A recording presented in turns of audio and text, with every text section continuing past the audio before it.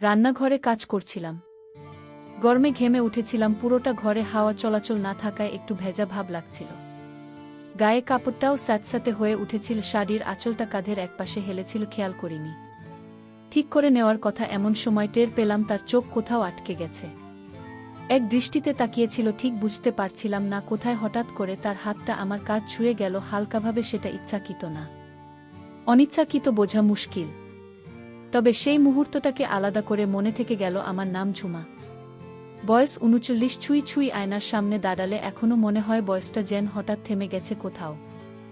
গায়ের জাং ফর্সা, চুল ঘন কালো পাড়ার। অনেকে বলে আমার চলাফেরায় আলাদা একটা ভঙ্গি আছে যেটা নজরে পড়ে যায়।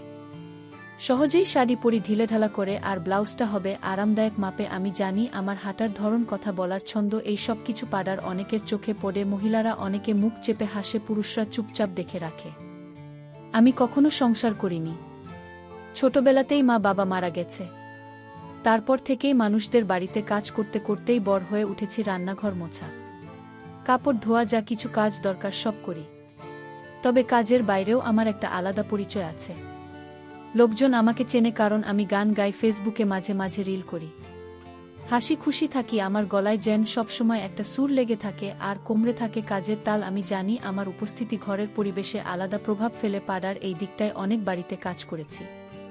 কারো সংসারে কথা নেই, কারো ঘরের সম্পর্কে টান নেই, কোথাও আবার এমন বাড়তি দূরত্ব যেটা বোঝা যায় বলা যায় না। এইসব বুঝেই চলতে হয় আমাদের মতো মানুষদের। আমি এক একটা বাড়িতে গিয়ে বুঝে ফেলি কোথায় কি চলছে, না বলে না শুনেই কিছুদিন হলো আমি কাজ নিয়েছি নরেন্দ্রবাবুর বাড়িতে। ৩ তলা বাড়ির নিচতলায় ওনার ফ্ল্যাট। বয়স ৫০-এর মতো হবে। চেহারায় চিন্তাভাবনার ছাপ, চোখে একটা ধীর ভাব, কিন্তু মাঝে মাঝে মনে হয় অনেক কিছু বোঝেন উনি, আবার অনেক বোঝাতে চান না। যেদিন প্রথম কাজে যাই উনি খাটে বসে মোবাইল ঘাঁটছিলেন। আমি ঘরে ঢুকতেই চোখ তুলে তাকালেন। সেই একনজরেই মনে হলো এই চোখ চুপচাপ হলেও অনেক কিছু বলে ফেলে, যেটা মুখে বলা হয় না। নরেন্দ্রবাবুর স্ত্রী অনন্য ম্যাডাম খুব ভদ্রমহিলা, শান্ত ধীরস্থির, তবে নিজেকে নিয়ে তেমন ভাবেন না। ধারার একরকম ক্লান্তি আর দুশ্চিন্তার ছাপ। ওনার আচরণ সবসময় নম্র, কিন্তু কোথাও যেন একটা দূরত্ব রয়ে গেছে।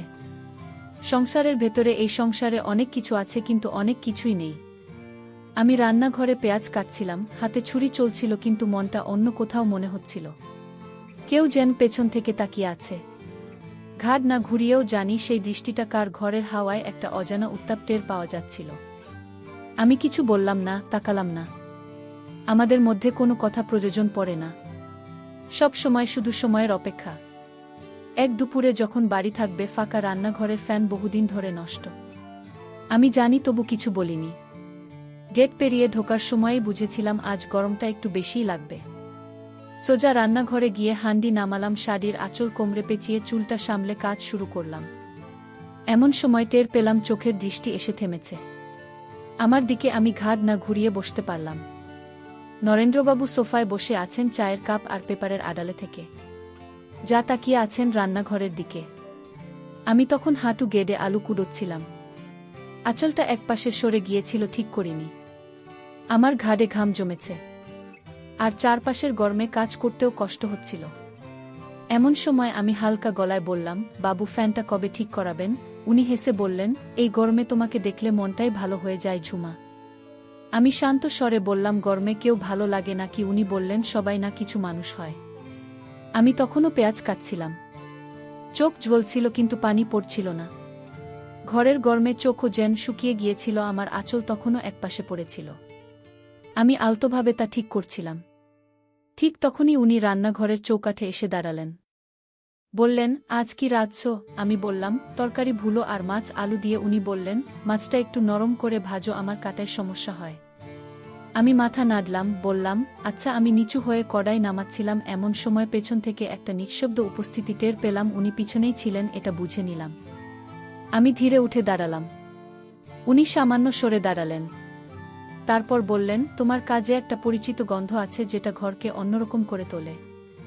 আমি একটু ঘুরে বললাম, এই কথা বউয়ের সামনে বলেন না কেন? উনি হেসে বললেন, সব বোঝে, সে চুপ থাকলেই শান্তি পায়। আমি আর কিছু বললাম না, চামচে কারি নেড়েই যাচ্ছিলাম। পেছনে কে কিভাবে তাকাচ্ছে সেটা আমি বুঝে যাচ্ছিলাম। আঁচল বারবার পড়ে যাচ্ছিল। আমি ঠিক করছিলাম না, কারণ আমি জানি অনেক সময় চুপচাপ কাজ করতে করতেই কারো ভেতরের সিদ্ধান্ত তৈরি হয়ে যায়। দুপুর গড়িয়ে গেল। অনন্যা ম্যাডাম বসে ফোন দেখছিলেন। একবার আমার দিকে তাকিয়ে হালকা হাসলেন, আবার ফোনের স্ক্রিন চোখ নামিয়ে নিলেন, যেন কিছুই দেখেননি, কিংবা হয়তো সবই বুঝে নিয়ে চুপ থেকে গেছেন। কখনো সেটা অভ্যাস, কখনো সেটা বাধ্যতা। আমি মাঝে মাঝে মনে করি এই বাড়ির ভেতরে যেন আর একটা নীরব গল্প চলে, যেখানে চাওয়াগুলো মুখে না বললেও টের পাওয়া যায়। কখনো এমন সময় আসে যখন কারো আচরণে আমি একেবারে চুপ হয়ে যাই। শুধু বুঝি রান্নাঘরের গরম যত বাড়ে তত যেন ঘরের হাওয়াতেও একটা চাপা উত্তেজনা জমে ওঠে, যেটা শুধু পেটের ক্ষুধা নয়, এক ধরনের বোঝাপটার ক্ষুধাও। সেদিন ছিল একটা নিস্তব্ধ দুপুর। রোদে অলসতা ঘিরে ছিল চারপাশে। পাড়ায় শুনশান। আমি নরেন্দ্রবাবুর বাড়ির গেটে পৌঁছাতেই অনন্যা ম্যাডাম বললেন, আমি একটু বাইরে যাচ্ছি, ঘণ্টাখানেক রাখবে? মাথা নেড়ে ভেতরে ঢুকে পড়লাম। রান্নাঘরের জানালা দিয়ে রোদ এসে পড়ছিল ঘাড়ে। ঘরটা ছিল বেশ গরম। আমি শাড়ির আঁচল কোমরে পেঁচিয়ে কাজ শুরু করলাম, যাতে সহজ হয় নড়াচড়া। তাকের উপর মোবাইল রেখে একটা রিল করার জন্য ক্যামেরা অন করলাম। মিউজিকটা আগেই ঠিক করে রাখা ছিল। হালকা ছন্দে শাড়ির আঁচল গুছিয়ে কাঁধে রাখছিলাম। চুলটা একপাশে করে একটু ঘুরে দাঁড়াতেই টের পেলাম পেছনে কেউ আছে। মোবাইলের স্ক্রিনে উল্টো পাশে দেখা গেল নরেন্দ্রবাবু দাঁড়িয়ে আছেন চুপচাপ। আমি ঘুরে তাকাতেই উনি হেসে বললেন, তুমি এইসব রিল বানাও? আর আমি ভাবি, এত কিছু যদি ঘরের ভেতরেই থাকে, বাইরে আর কিছু দেখার দরকার পড়ে? আমি হেসে বললাম, এইসব শুনলে লোকে কি বলবে? উনি উত্তর দিলেন, লোক কিভাবে সেটা নিয়ে ভাবি না, আমি দেখি শুধু তোমাকে। আমি তখনও তরকারি নেড়ে যাচ্ছিলাম, কিন্তু হাতের গতি কিছুটা কমে এসেছিল। বললাম, পাড়ায় অনেকে হাসে, কিন্তু চোখ সরায় না। উনি আরেকটু এগিয়ে এলেন, বললেন, তোমার কাজে এমন একটা ছন্দ আছে, সেটা চোখে পড়ে। আমি নিচু হয়ে কড়াই নামাচ্ছিলাম, এমন সময় পেছনে তার উপস্থিতি খুব কাছ থেকে টের পেলাম। খুব সাধারণভাবে উনি বললেন, তুমি একা থাকলে ঘরটা অন্যরকম লাগে। আমি বললাম, ম্যাডাম তো বাড়িতে নেই। উনি জবাবে বললেন, তাই তো কথা বলার সুযোগ হয়। সেই মুহূর্তে আমি আর কোনো উত্তর দিলাম না, কেবল কাজেই মন দিলাম। চারপাশে বাতাস ভারী হয়ে উঠেছিল। রান্নাঘরের দরজা খোলা থাকলেও ঘরের পরিবেশে যেন এক ধরনের নীরব বোঝাপটার ছাপ ছিল। আমি জানি ওই মুহূর্তে আমি আর কেবল একজন কাজের মানুষ ছিলাম না, আমি ছিলাম একজন সচেতন নারী, যার উপস্থিতি কাউকে নীরবভাবে নাড়া দেয়। এবং উনি ছিলেন একজন মানুষ যিনি অনেক কিছু বুঝেও দিনের পর দিন চুপচাপ থাকেন। সেদিন দুপুরে আমরা কেউ কিছু বলিনি, তবুও অনেক কিছু বলা হয়ে গিয়েছিল, শুধু দৃষ্টিতে, নীরবতায়। সেই দিনের পর থেকে কাজ চলতে থাকল আগের মতোই। তবে আমি বুঝি, এক জায়গায় বেশি দিন থাকলে মানুষ অভ্যস্ত হয়ে পড়ে, মনও ধীরে ধীরে একটা নির্দিষ্ট ছকে আটকে যায়। কিন্তু আমি চাই না অভ্যস্ত হয়ে যাই। তাই নতুন একটা বাড়ির কাজ নিলাম।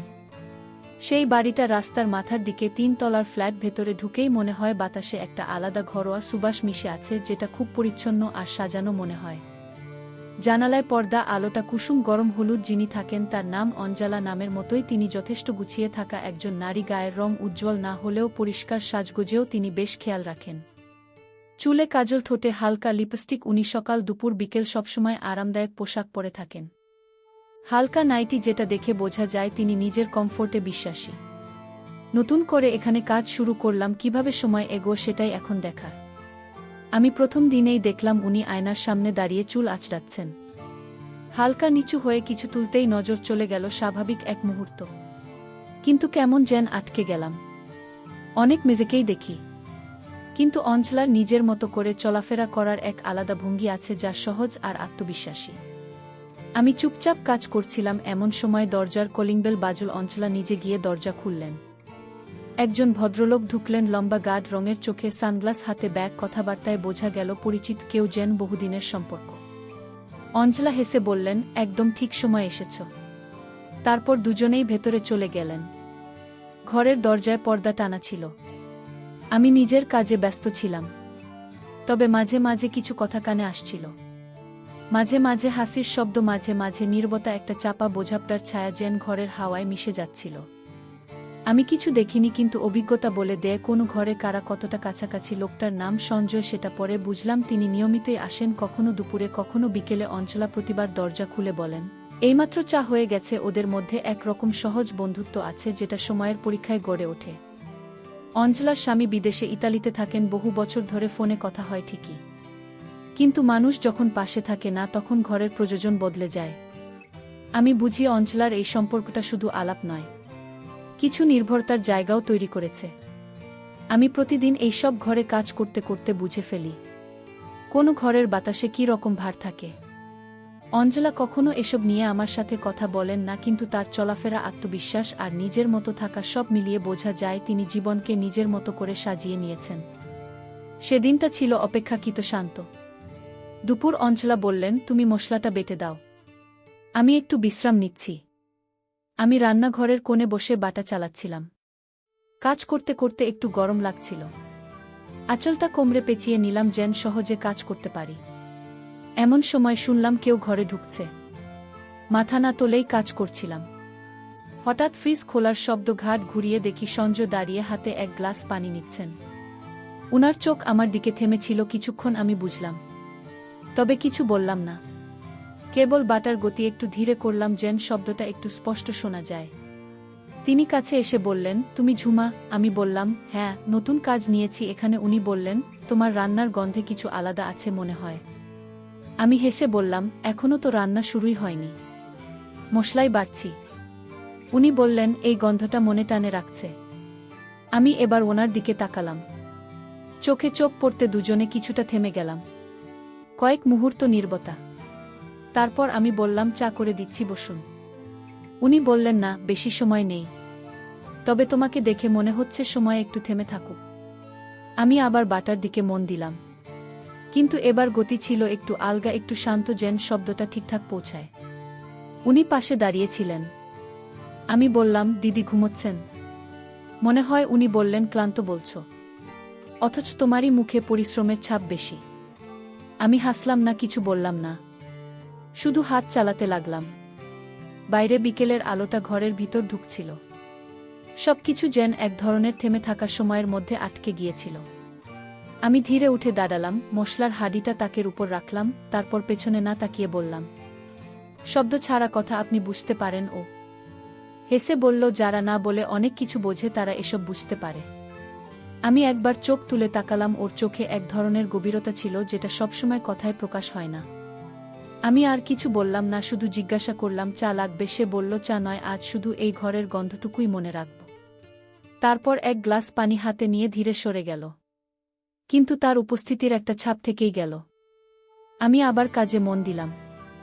মশলার গন্ধ এবার যেন রান্নাঘরের বাইরে পর্যন্ত ছড়িয়েছিল। বুঝতে পারছিলাম কেউ আজ আমার কাজ নয়, আমাকে লক্ষ্য করছিল, আর সেই দৃষ্টি যেন ঘরের হাওয়াকে ভারী করে তুলেছিল। অঞ্জলা দিদি আগেই বলেছিলেন, আমি একটু বাইরে যাচ্ছি, তুমি রান্নাটা করে দিও। আমি চুপচাপ রান্নাঘরে ঢুকে পড়লাম। ঘরে বাতাস কম ছিল, কাজ করতে গিয়ে হালকা অস্বস্তি হচ্ছিল। এমন সময় আবার দরজার ঘণ্টা। সঞ্জয় এলেন, হাতে ব্যাগ, মুখে সেই চেনা হাসি। দিদি নেই। আমি মাথা নাড়লাম। উনি এসে দাঁড়ালেন ফ্রিজের পাশে। কিছুক্ষণ চুপ থাকার পর বললেন, তুমি আজ বেশ চুপচাপ। আমি বললাম, ঘরে কেউ নেই, কথা বলার মতো কেউ নেই। উনি হালকা হেসে বললেন, তোমার নীরবতায় অনেক কথা বলে। আমি চামচ নাড়তে নাড়তে বললাম, সব কথা তো মুখে বলা যায় না। উনি একটু কাছে এলেন, তারপর বললেন, তোমার মধ্যে আজ কেমন যেন একটা আলাদা ছাপ আছে। আমি কিছু বললাম না, কাজ করছিলাম। হঠাৎ একটা নরম সুরেও বলল, তুমি আজ অন্য রকম লাগছে। আমি সেদিকে ফিরলাম না, কিন্তু বোঝা যাচ্ছিল কথা নয়, বোঝাপড়া হচ্ছে। এক সময় আমি ধীরে পেছন ফিরে তাকালাম। চোখে চোখ পড়তেই এক মুহূর্ত যেন থেমে রইল। একটা শব্দ ভার পড়ে যাওয়া মেঝেতে ঠোকা লাগল, তবুও কেউ চমকাল না। আমি জানতাম সেই মুহূর্তে আমি আর শুধু একজন কাজের লোক নই, আমি হয়ে উঠেছি একটা উপলব্ধি, একটা এমন উপস্থিতি যাকে কেউ হয়তো শব্দ না করেও মনে রাখে। সন্ধ্যা নামছিল, জানালার পাশে দাঁড়িয়ে আয়নার দিকে তাকালাম। আলো এসে পড়ছিল মুখে, একদিকে ছায়া, শাড়িটা একটু এলোমেলো ছিল। আমি নিজেই গুছিয়ে নিলাম। আয়নায় চোখ রেখে নিজেকে দেখলাম, আমি কি কেবল কাজের জন্য ঝাড়ু, বাসন, রান্না না, আমি একজন সম্পূর্ণ নারী। নিজের মতো করে ভাবি, চলি, স্বপ্ন দেখি। নরেন্দ্রবাবু, সঞ্জয়, অঞ্জলার মতো মানুষের চোখে আমি কেবল একজন গৃহকর্মী নই। আমি এক অনন্য উপস্থিতি, যাকে কেউ মন দিয়ে দেখে, কেউ অনুভব করে, আর কেউ হয়তো কেবল পাশে এসে দাঁড়িয়ে চুপচাপ কিছু বোঝে। আমি মোবাইলটা তুললাম, একটা ছোট্ট ভিডিও করলাম। আয়নার সামনে দাঁড়িয়ে হালকা হাসলাম। ক্যাপশন দিলাম, এই আমি শুধু কাজের না, আমি নিজেই এক গল্প। তারপর জানালার দিকে তাকিয়ে দাঁড়িয়ে রইলাম। বাইরের হাওয়ায় একরকম প্রশান্তি, ঠিক যেন আমি অপেক্ষা করছি এই প্রতিদিনের ভিতরেও একদিন যদি কেউ দেখে নেয় আমি কে।